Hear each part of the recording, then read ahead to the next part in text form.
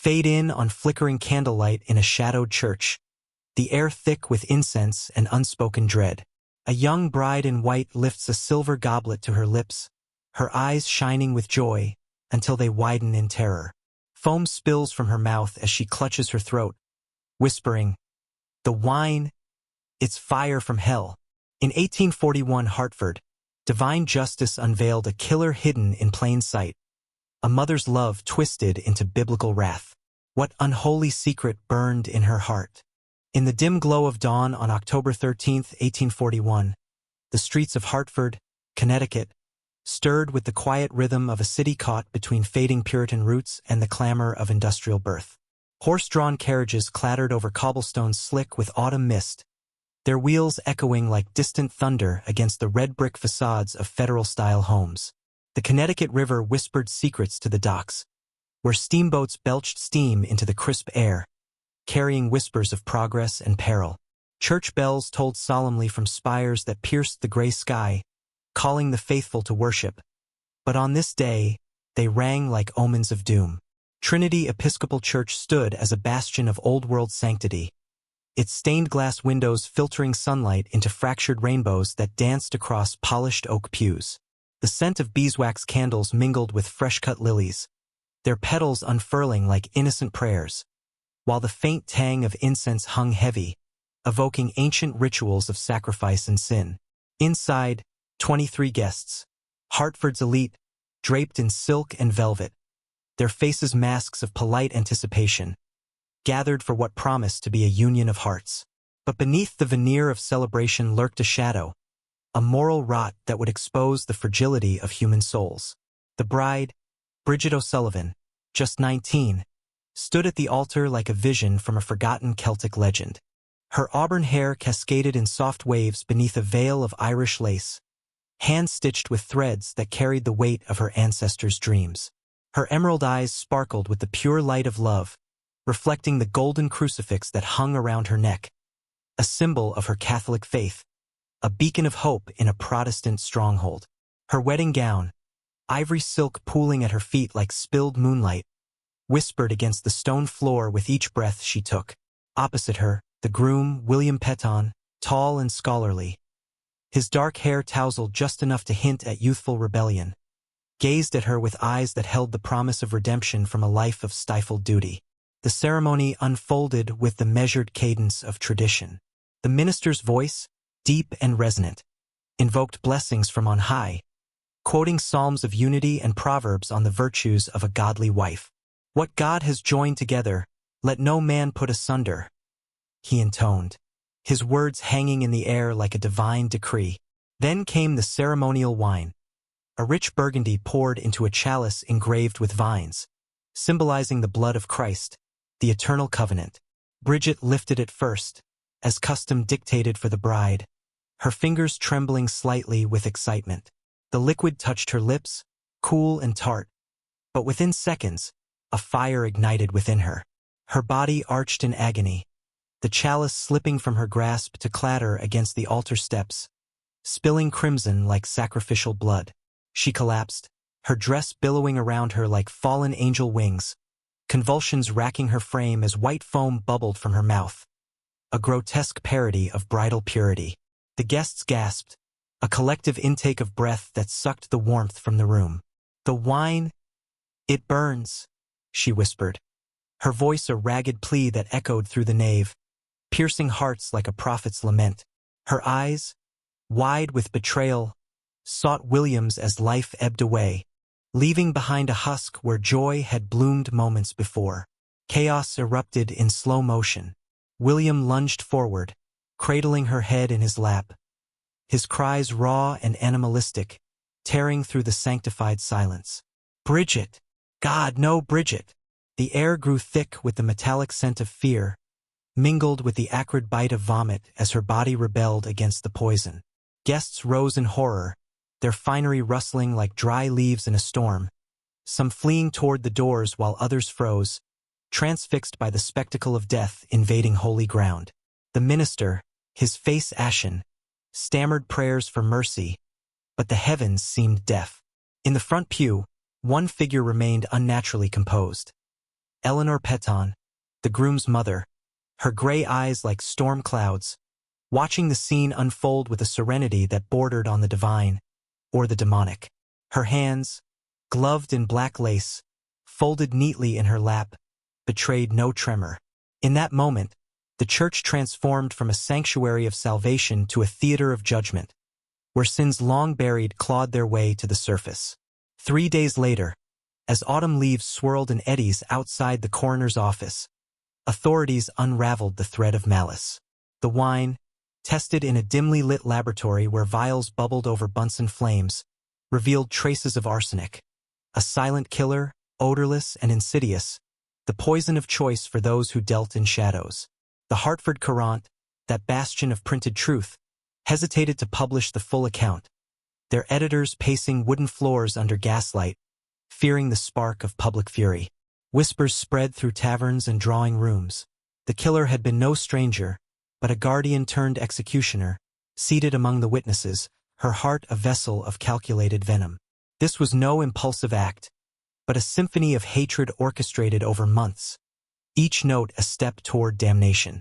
To understand the depths of this tragedy, we must rewind the clock, delving into the souls entangled in this web of social strife, maternal obsession, and spiritual warfare. Hartford in 1841 was a crucible of change, where the old guard clung to Puritan ideals of predestination and moral order, while waves of immigrants challenged the divine hierarchy. The city's skyline, a patchwork of church steeples and factory chimneys, symbolized this tension. Faith versus fortune, spirit versus steam. Population boomed to over 13,000, with Irish Catholics pouring in like a biblical exodus, fleeing famine's skeletal grasp across the Atlantic. They toiled in mills where machinery roared like leviathans, their hands calloused from dawn to dusk labor, earning scraps that barely sustained life. Tenements near the railroad depot reeked of damp wood and unwashed bodies. Families crammed into rooms where shadows danced with candle flames, whispering tales of survival and sin. Amid this flux stood the Peton family, pillars of the elite, their federal-style mansion on Prospect Street a fortress of privilege. 3 stories of red brick rose imposingly, flanked by wrought iron fences that gleamed like barriers against the profane. Manicured gardens bloomed with roses whose thorns guarded secrets, their petals blood-red under moonlight. Eleanor Peton, 48 and widowed, reigned here like a queen in exile, her presence a force of unyielding will. Not born to wealth, she had ascended through marriage, her beauty and cunning forging a path from merchant's daughter to society matron. Her husband, Jonathan, had built an empire from shipping during the War of 1812, expanding into insurance where risks were weighed like souls at judgment. Their union, a scandalous love match, had birthed William after heart-wrenching miscarriages. 3 lost children, each a wound that deepened her faith in divine favor. "He is my miracle," she would murmur in prayer, kneeling before a family Bible whose pages bore the ink of generations. William, now 24, embodied her ambitions. Yale-educated, with his father's commanding stature and her piercing gaze, he navigated Hartford salons with scholarly grace. But beneath his polished exterior simmered a quiet rebellion, a yearning for authenticity in a world of facades. Jonathan's sudden death from apoplexy in 1835 had thrust Eleanor into stewardship of a $40,000 fortune, a king's ransom in an era where a laborer's wage scarcely fed a family.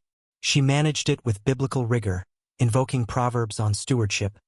The heart of her husband trusts in her, and he will have no lack of gain. Yet her control extended beyond ledgers. It enveloped William like a shroud, dictating his every choice, lest he stray from the path of righteousness she had paved. The Irish influx gnawed at her like a serpent in Eden. At Ladies' Aid Society meetings in parlors scented with lavender and judgment, she heard tales of theft, brawls, and overcrowding, sins against order, echoes of Babel's confusion. These papists, she confided to confidants over tea poured from silver pots, they bring chaos, owing fealty to a foreign throne. Her words carried the weight of Old Testament warnings, viewing the immigrants as plagues upon the land, testing the faithful. Into this maelstrom arrived the O'Sullivans in 1839. Patrick, a widower of 38, led his brood from Dublin's famine-scarred streets, his face etched with lines of loss and resolve. He secured work at Colt's Patent Firearms, where the clang of metal on metal mimicked the heartbeat of industry, his mechanical savvy earning him a supervisor's post. Their modest home on Front Street, with its whitewashed walls and herb garden, stood as a testament to quiet dignity amid prejudice. Bridget, his eldest at 17 upon arrival, shone like an emerald in coal dust. Her auburn locks framed a face of porcelain delicacy, her eyes pools of green that held the sorrow and strength of her heritage. Employed as a seamstress on State Street, her needles danced through silk with precision, her light brogue charming patrons who overlooked her origins for her skill. But it was her mind that truly gleamed, voracious reader, borrower of books from priests and libraries. She devoured Shakespeare and Emerson, seeking elevation in a world that pressed her down. Fate wove their threads at the Wadsworth Athenaeum's lecture series, a bastion of enlightenment where gas lamps flickered like stars in a scholarly sky. The topic: American literature's burgeoning voice. William, seated among the elite in velvet-upholstered chairs, spotted Bridget in the rear, her simple dress a contrast to the opulence, her focus intense as a saint in meditation. When questions arose, her hand rose boldly. How has Irish verse shaped the American soul? Her words, clear and melodic, turned heads, bridging worlds with intellectual grace. Post-lecture, under the chandelier's crystal rain, William approached, hat in hand, the air humming with possibility. Your query was profound, Miss O'Sullivan, Bridget O'Sullivan. Their conversation flowed like the river outside, books and ideas bridging the chasm of class. Thus began a courtship shrouded in secrecy, walks along the riverbank where willows wept into the water, their leaves brushing like divine whispers. They shared dreams under twilight skies streaked with purple, Bridget's faith infusing talks with biblical parables of love conquering division, like Ruth's devotion, transcending borders. William, enchanted, saw in her the redemption from his mother's iron grip, a chance to forge his own covenant. Eleanor remained oblivious for months, attributing William's absences to business, her days filled with ledgers and social calls in rooms wallpapered with floral patterns that hid listening walls. The revelation struck like thunder on a July afternoon, humid air thick with impending storm. Bearing lemonade in a crystal pitcher, beads of condensation mirroring her composure, she ascended to his office. Voices seeped through the oak door. William's resolute tone, Bridget's gentle lilt. Mother will rage, but I love you. Your spirit calls to mine. Think of your legacy, William. I am but a wanderer in this land. Eleanor's world fractured. The pitcher nearly slipped as visions assailed her.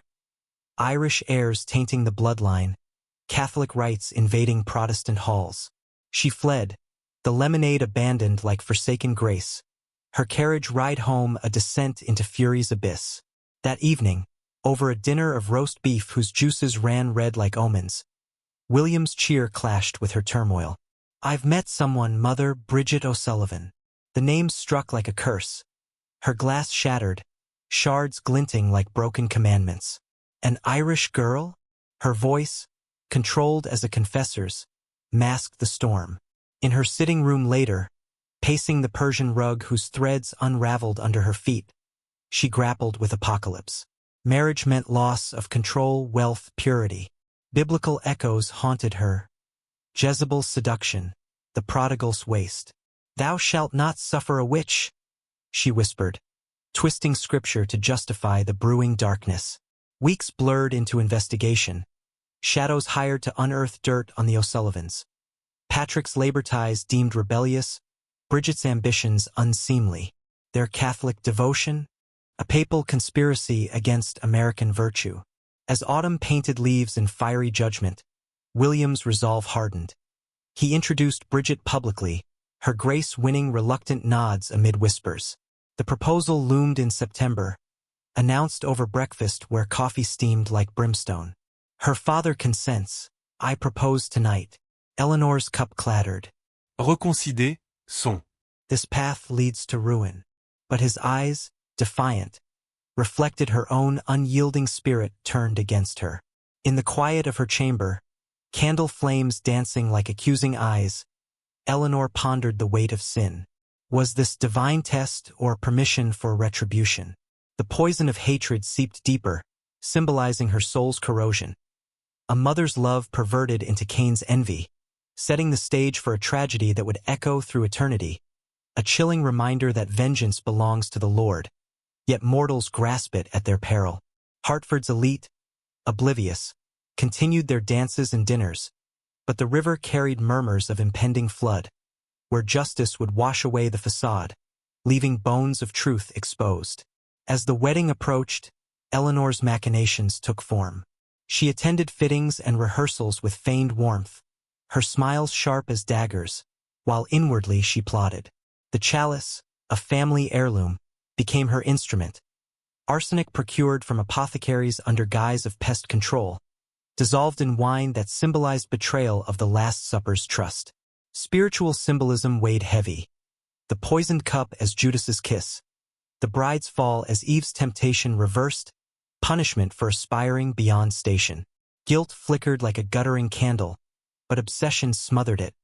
Redemption, she convinced herself, lay in preserving the bloodline, a twisted maternal sacrament. The day dawned with ironic beauty, sunlight gilding the church in golden halos. Guests arrived, their carriages crunching gravel. Unaware they witnessed not union, but divine drama. Bridget, radiant, embodied innocence. William, hopeful, sought escape. Eleanor, in mourning black veiled as elegance, poured the wine with steady hands, her prayer silent.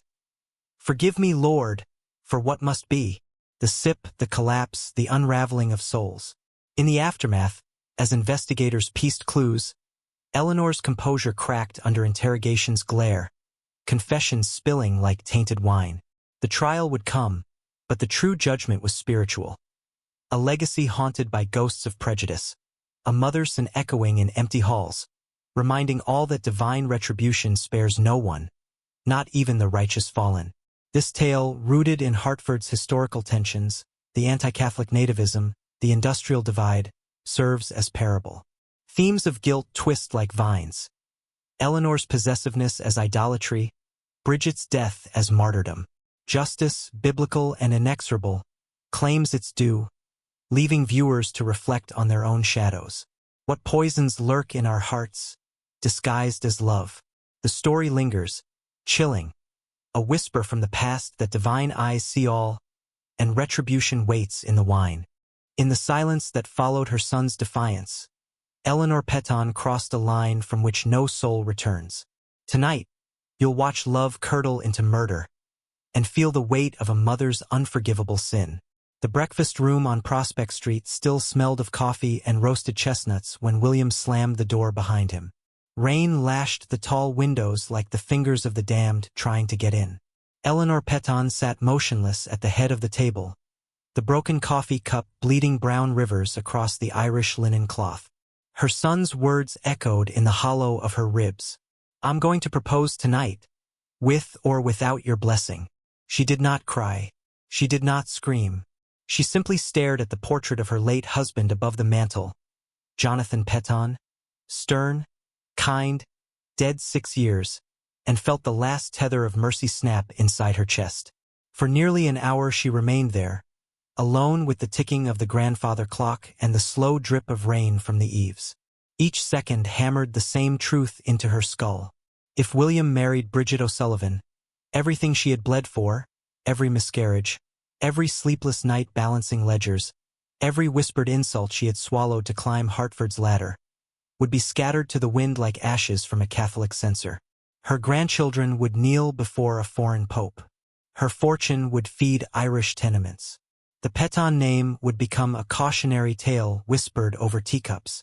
Remember the boy who threw himself away on that seamstress?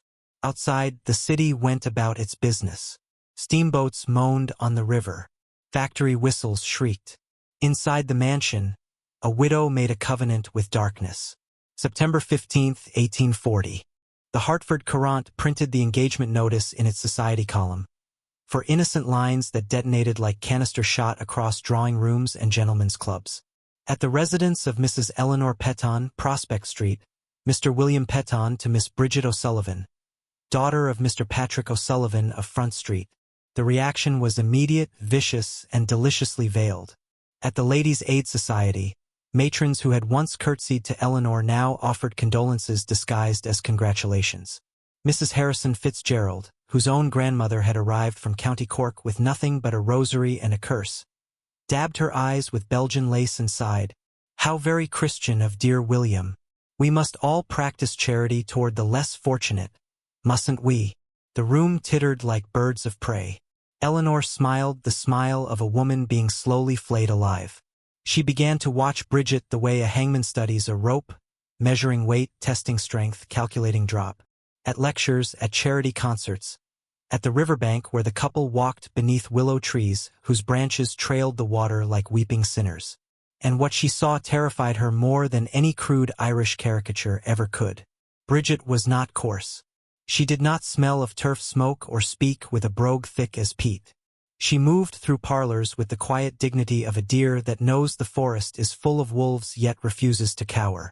When some dowager asked with honeyed venom whether Irish girls were taught to curtsy, Bridget dipped so perfectly that the woman's own daughter looked clumsy by comparison.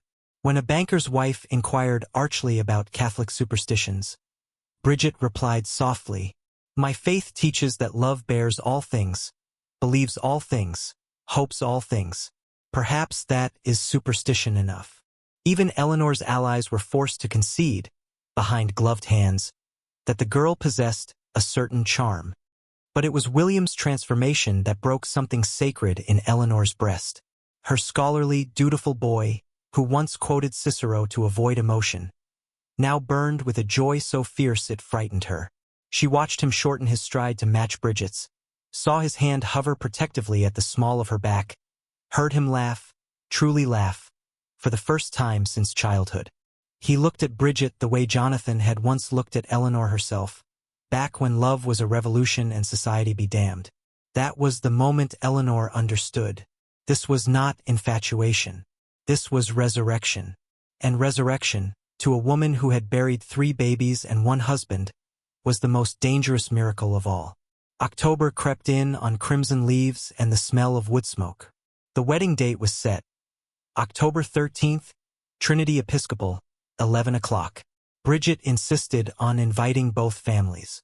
"I want no one to say we are ashamed," she told William, eyes shining with that maddening, unbreakable hope. Eleanor heard the words and tasted iron in her mouth. She tried every earthly weapon first. Illness, feigned consumption, complete with blood-flecked handkerchiefs. William offered to postpone. Bridget sent broth and prayers. Threats of disinheritance. William kissed his mother's cheek and said gently, "Money is not my inheritance, mother. You are." Appeals to Patrick O'Sullivan. A private meeting in a dim tavern. A velvet purse heavy with gold pressed across the table. Patrick looked at the money, then at Eleanor with eyes that had seen famine and coffin ships, and said in a voice like millstone grinding grain, "My daughter's heart is not for sale, ma'am. Not to you, not to anyone."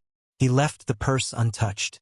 Eleanor took the steamboat home with the weight of defeat pressing on her lungs like water. Then came the night that damned her. She could not sleep. Rain again, drumming on the roof like impatient fingers. She rose and went to Jonathan's study, a room she had kept locked since his death, the air still faintly scented with his tobacco. Moonlight fell through the window in silver bars across the desk. She opened drawers at random, searching for what? She did not know. Legal loopholes, perhaps, or absolution. Her fingers closed around a packet of yellowed letters tied with black ribbon. Business correspondence with a Mr. Hartwell of New York. Chemicals. Textile preservation. Arsenic oxide. She read by candlelight until the words blurred. White crystalline powder. Dissolves clearly in wine. Onset within minutes. Symptoms mimic acute gastric distress or heart seizure. Nearly impossible to detect without Reinsch's test, which no physician in Connecticut yet possesses. Jonathan had abandoned the investment as too dangerous. Eleanor read it 3 times, for her breath coming shallow and quick. A passage from Scripture floated unbidden to her mind, Proverbs 14 verse 1. The wise woman builds her house, but with her own hands the foolish pulls it down. She laughed then, a sound like breaking glass, because she finally understood which woman she had chosen to be. October 8th.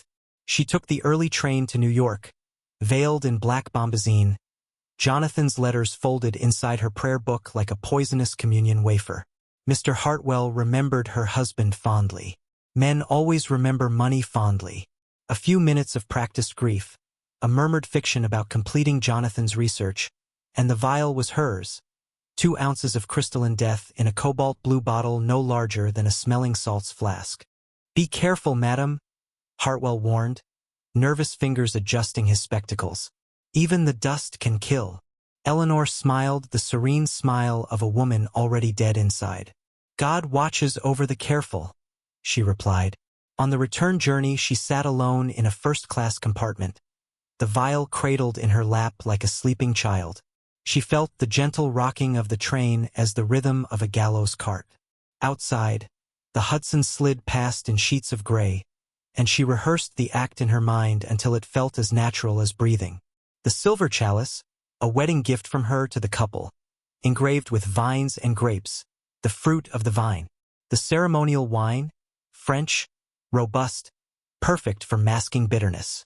The moment after the vows, when the minister would offer the cup first to the bride with the ancient blessing. "Drink ye all of this, for this is my blood of the new covenant." The irony tasted sweeter than communion wine ever had.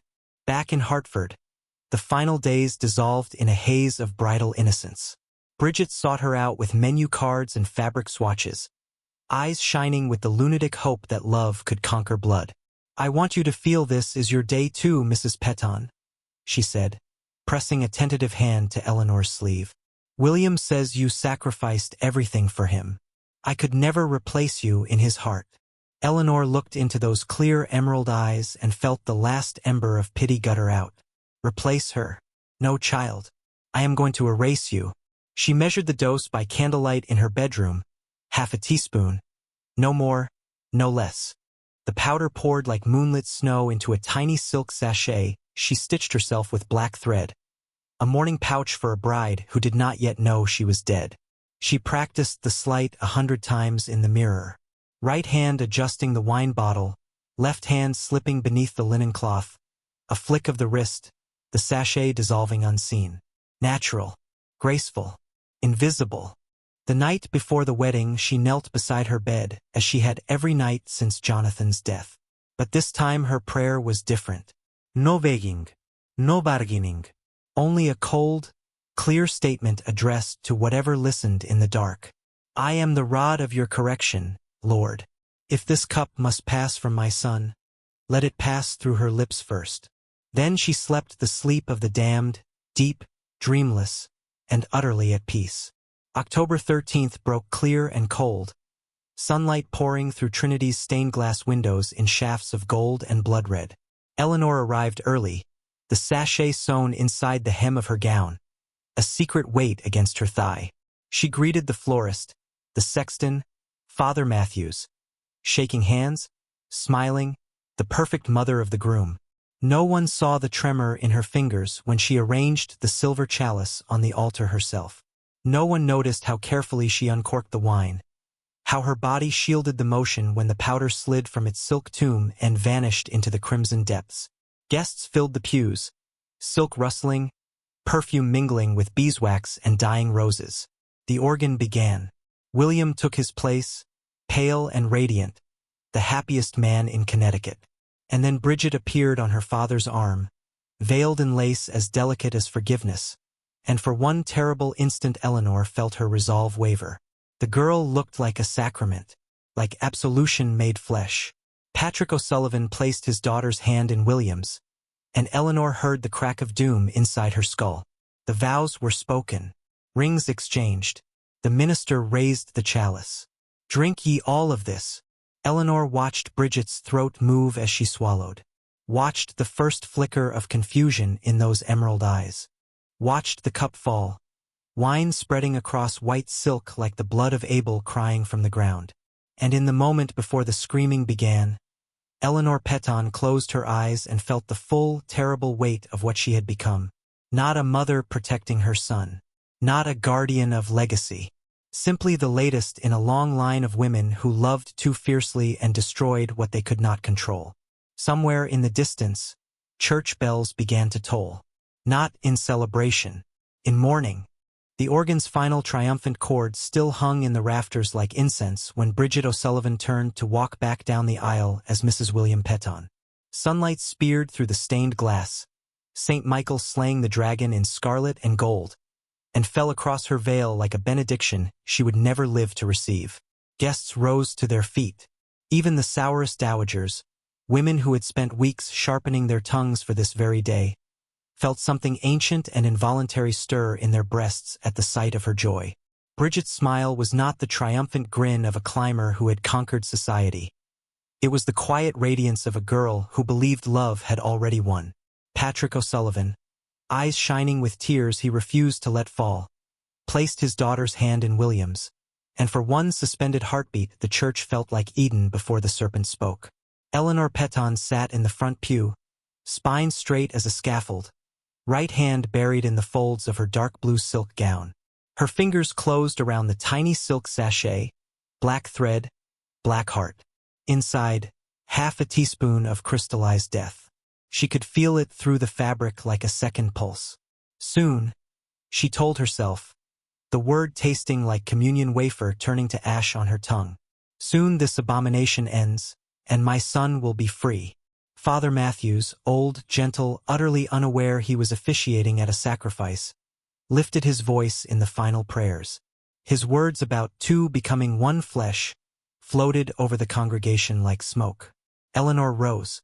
Every eye followed the mother of the groom as she glided toward the communion table with the serene authority of a woman who had arranged 1,000 such details. "Allow me, Father," she murmured, voice soft as morning lace. "Let me prepare the wine for my children." The priest smiled, grateful, and turned to address the congregation on the sacred symbolism of shared wine, blood of the covenant, bond unbreakable. No one saw her left hand slip beneath the linen cloth. No one saw the sachet open like a black flower.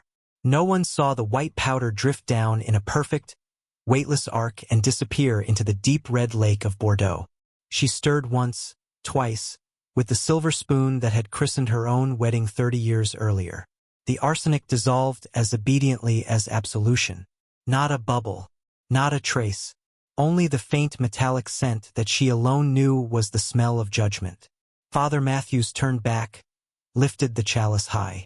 Light fractured through the wine, turning it to liquid garnet. "William and Bridget Peton, come forward and drink of this cup, that your union may be sealed in the sight of God and man." William drank first, a polite sip, eyes shining with pride. He passed the chalice to his bride. Bridget cradled it in both trembling hands the way Mary cradled the body of Christ in the Pieta window above them. She looked at William, love so fierce it seemed to set the air ablaze, and drank deeply, deeper than ceremony required. A single drop escaped the corner of her mouth, slid down her chin like a tear of blood, and fell onto the white lace at her throat. Eleanor watched it fall and felt something inside her chest cave in, as though the drop had burned straight through to her soul. Applause rippled through the church, warm, genuine, treacherous. The organ burst into the wedding march, and Eleanor smiled the smile of a woman who had just fed her enemy the fruit of death and been applauded for her generosity. They spilled out into the October sunlight. Carriages lined the street like black beetles. Guests pressed forward with congratulations. Eleanor stood in the receiving line, gloved hands clasped, accepting kisses on the cheek that felt like brands. Her eyes never left Bridget. 15 minutes. 20. 25. The girl glowed. She laughed at Charles Whitman's jokes. She kissed her little sisters. She let William steal a second kiss that made even the minister look away with a shy smile. Nothing. No pole. No clutching at the throat. No collapse. Eleanor felt the first cold fingers of hell crawl up her spine. Defective powder? Too little? Or has God himself stayed the hand of justice because the girl is innocent? The thought was so blasphemous she almost laughed aloud. At the mansion, the reception unfolded like a fever dream. Crystal sparkled. Champagne foamed. Oysters glistened on beds of ice like tiny pale moons. Bridget moved through the rooms like a flame through dry grass. Untouched, untouchable. She ate. She drank. She danced with her father to a waltz played on the new rosewood pianoforte. An hour bled away. Then another quarter. Eleanor's smile had calcified into something grotesque. Guests began to notice. Mrs. Harrison Fitzgerald drifted over. Champagne flute tilted like a weapon. "Such a charming girl," she cooed, eyes glittering with malice. "One would almost think she belonged." Eleanor heard herself answer, voice thin as a coffin lid closing. "Yes, almost." She fled to Jonathan's study, slammed the door, and for the first time in her adult life, Eleanor Peton screamed. A single, animal sound that rattled the portraits on the walls. She clawed at her carefully coiffed hair. She beat her fists against the desk until they bled. It didn't work. "I have murdered my soul for nothing." Then came the shout from the drawing room. A woman's cry, sharp, terrified. William's voice, raw. "Bridget!" Eleanor ran. She reached the doorway in time to see her daughter-in-law folded into the wingback chair like a broken marionette. The roses in Bridget's cheeks had drained to chalk. Her lips were blue. She clutched her stomach as though trying to hold her insides together. William knelt, face stripped of everything but terror. "The wine," Bridget whispered, eyes finding Eleanor across the room with terrible clarity. "At the church, it tasted like fire and metal." Dr. Harrison, summoned from the oyster table, pushed through the crowd. Pulse racing, pupils pinpoint, skin clammy. He recited the signs like a litany of doom. Then he looked up, and his gaze cut straight to Eleanor. "Mrs. Peton, the chalice. Fetch it. Now." The room tilted. Gasps rippled outward like circles from a stone dropped in blood. William's head snapped toward his mother, confusion warring with dawning horror. "Mother!" Eleanor opened her mouth and discovered she had no voice. Only the echo of scripture she had mocked in the dark. "Be sure your sin will find you out."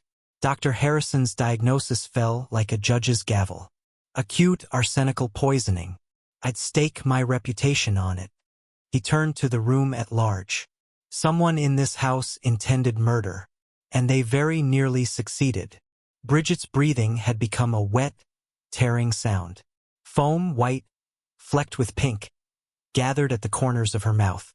William gathered her against his chest, rocking, keening her name like a prayer no God would answer. "Stay with me, love. Stay." They carried her out on an improvised stretcher, for footmen, faces gray. While the guests stood frozen in their finery, champagne forgotten, the wedding breakfast turned to a wake before the bride was even dead. Eleanor watched the procession from the doorway, hands pressed to her mouth to keep the scream inside. Bridget's veil had come unpinned. It trailed behind the stretcher like a shroud, catching on the threshold, tearing with a sound like ripping flesh. As the carriage lurched away toward Dr. Harrison's office, Eleanor remained on the portico, autumn wind whipping her skirts. The sky had gone the color of old bruises. Somewhere in the distance, church bells began to toll, not in celebration, but in warning. She felt the gaze of every window in Hartford upon her, accusing, knowing. And for the first time since she had poured the powder, Eleanor Peton understood the full, irreversible weight of what she had done. She had not saved her son.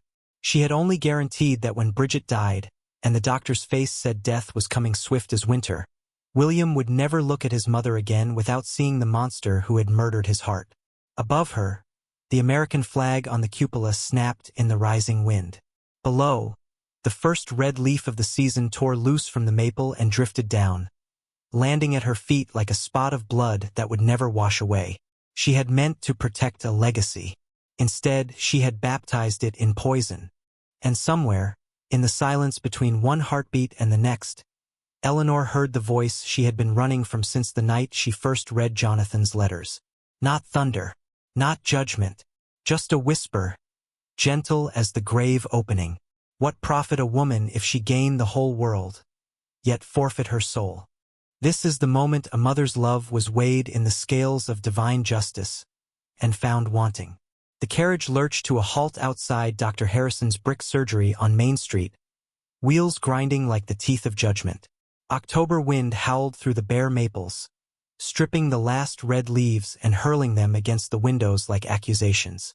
Inside, the air reeked of camphor, blood, and fear. Gas lamps hissed, throwing trembling shadows across shelves of bottles that glinted like watchful eyes. They carried Bridget in on a door torn from its hinges. For men, faces grim as pallbearers. Her wedding gown, once white as absolution, was now streaked with vomit and wine, clinging to her like a shroud. William walked beside her, coat discarded, shirt soaked with her sweat and his tears. He kept whispering her name the way the desperate whisper the rosary when death is close enough to smell.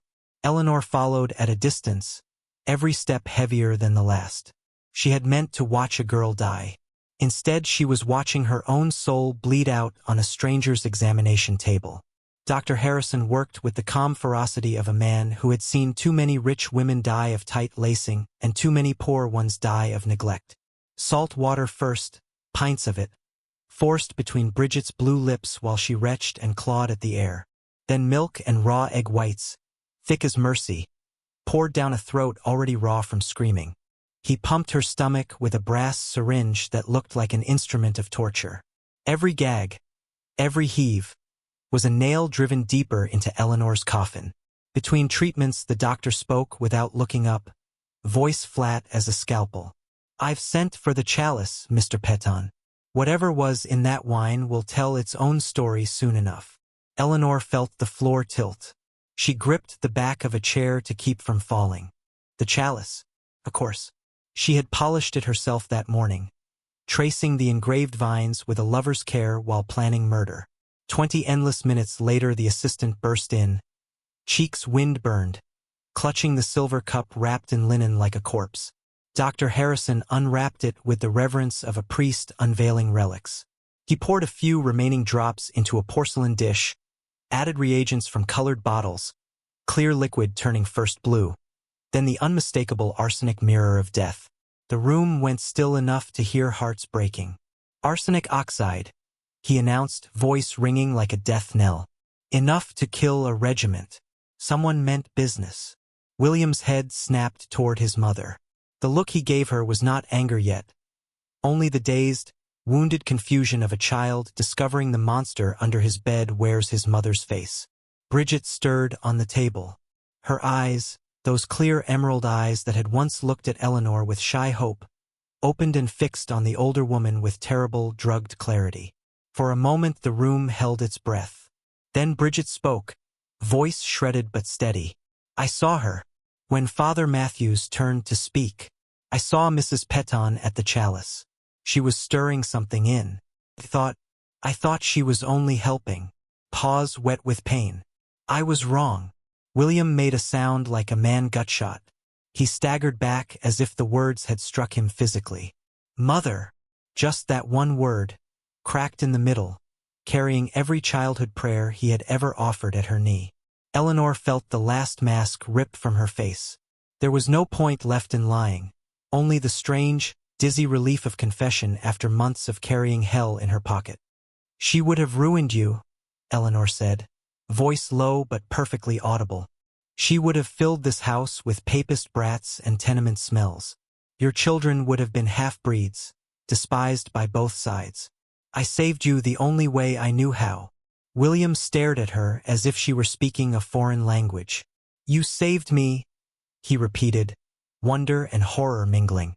"By murdering the only person who ever loved me without condition?" "I loved you without condition," Eleanor cried, and the sound that tore from her throat was not human. "I buried 3 babies for you. I buried your father. I kept every wolf from our door so you could have the life you were born to. And you were ready to throw it all away for a seamstress with pretty eyes and a brogue." Dr. Harrison placed a restraining hand on William's arm as the young man took a shaking step toward his mother. Mrs. Peton, the doctor said quietly, you will hang for this or come as close as Connecticut law allows a woman of your station.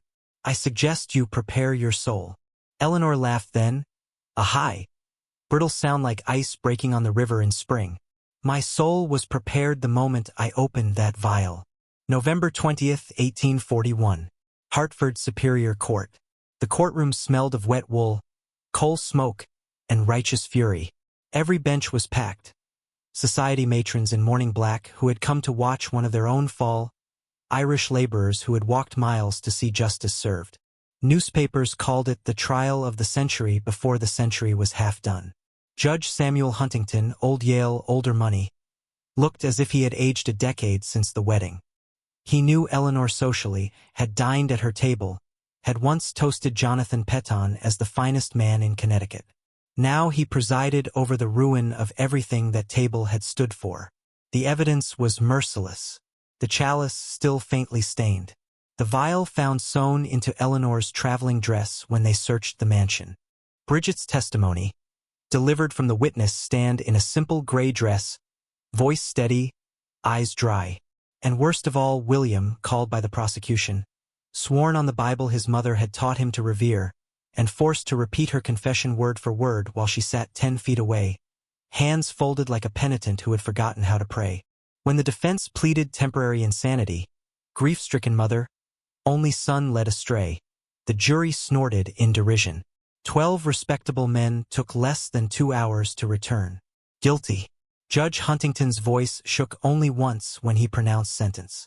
Eleanor Peton, you have forfeited every claim to the mercy you denied a blameless girl. For the crime of attempted murder, I sentence you to 15 years hard labor in the Connecticut State Prison at Wethersfield. May God have mercy on your soul, for the law has none left to give. She did not weep. She did not look at William as the bailiffs led her away. Only once, when the doors closed behind her, did she whisper to the empty air, I was trying to build a house, and I tore it down with my own hands. Connecticut State Prison, Wethersfield. Gray stone walls that drank the light. The clanging of iron doors that sounded like the gates of hell slamming shut every night at 6. Eleanor's cell was 6 feet by 9, with a straw mattress that crawled and a slop bucket that stank of every woman's despair who had ever occupied the space. They cut her hair short to prevent lice. They took her name and gave her a number. They put her to work sewing mailbags 12 hours a day until her fingers bled through the canvas. Visitors were rare. William came once in the first year. He stood on the other side of the barred visiting room, Bridget beside him, round with their first child, hand resting protectively on the curve of her belly. Eleanor could not bring herself to look at the swell beneath Bridget's apron. William spoke only 6 words. We named her Mary Kathleen Peton. Then he turned and left, and the sound of his boots walking away echoed longer than any scream. She was released in 1853, gray-haired, bent, eyes like winter ponds, still water over deep graves. The mansion on Prospect Street had been sold to pay legal debts. She took a room in a widow's boarding house on Front Street, ironically, only blocks from where the O'Sullivans had once lived. She died 5 years later, alone, of what the doctor called congestion of the lungs, and what the Irish charwoman who found her called a broken heart finally giving up. They buried her beside Jonathan in the old cemetery, but no Peton attended the funeral. Her stone reads only, Eleanor Peton, 1793 to 1858. Her children rise up and call her cursed. In Boston, William and Bridget raised 3 children who never learned to hate. Mary Kathleen became a physician. Jonathan Patrick, a judge who sentenced men without regard to the accent they spoke with. And little Eleanor, named, Bridget insisted, because even poison can be transfigured by grace, grew up to teach Irish immigrant children to read under the same gas lamps that once lit her grandmother's crime. The silver chalice was melted down. Its metal helped build a new school for Catholic orphans on the edge of Hartford. A quiet, final irony that would have made the old Eleanor scream. And on quiet autumn evenings, when the wind smells of wood smoke and the river runs high, old men in Hartford taverns still lower their voices and tell the story. How a mother tried to kill love with arsenic. and love rose from the poison stronger, purer, and forever beyond her reach. Because sometimes, just sometimes, the chalice passes from the wrong hands, and the one who pours the poison is the one who drinks it to the dregs. May God have mercy on every mother who loves her child too much, and not nearly enough.